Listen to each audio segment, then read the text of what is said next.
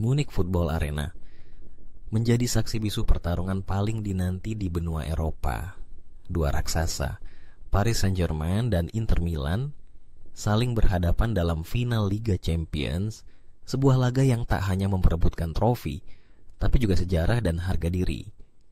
Malam puncak ini menandai kali pertama Munich kembali menjadi tuan rumah final setelah tahun 2012, menambah gengsi dan atmosfer yang luar biasa.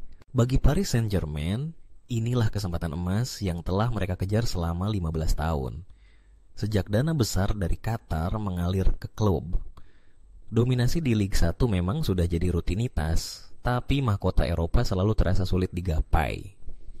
Kenangan pahit final 2020 di Lisbon, saat mereka tumbang tipis 0-1 dari Bayern Munich, masih membekas.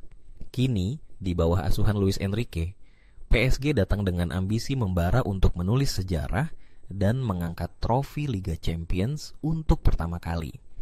Perjalanan PSG di musim ini terbilang impresif. Mereka menyingkirkan Arsenal di semifinal dengan kemenangan tipis di kedua leg, menampilkan konsistensi dan mental juara yang mulai tumbuh. Kemenangan telak 3-4 atas Reims di final Coupe de France semakin menambah kepercayaan diri skuad Les Parisiens.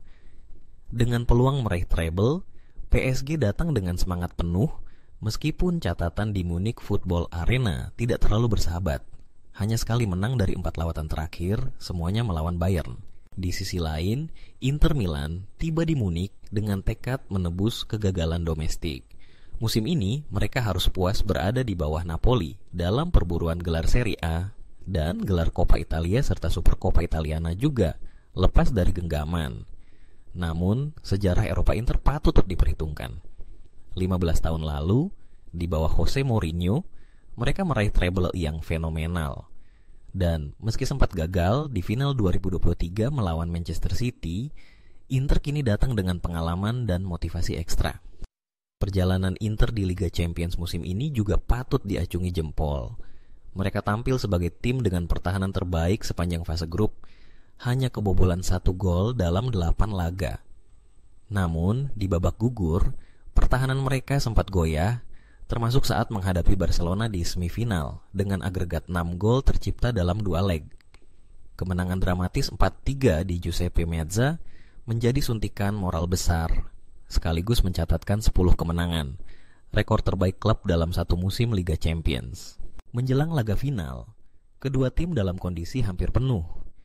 PSG hanya kehilangan Presnel Kimpembe yang sudah lama absen, sementara Kvicha Kvaratskhelia kembali siap bertanding setelah absen di final Coupe de France. Dia akan mengisi lini depan bersama Ousmane Dembélé dan Désiré Doué.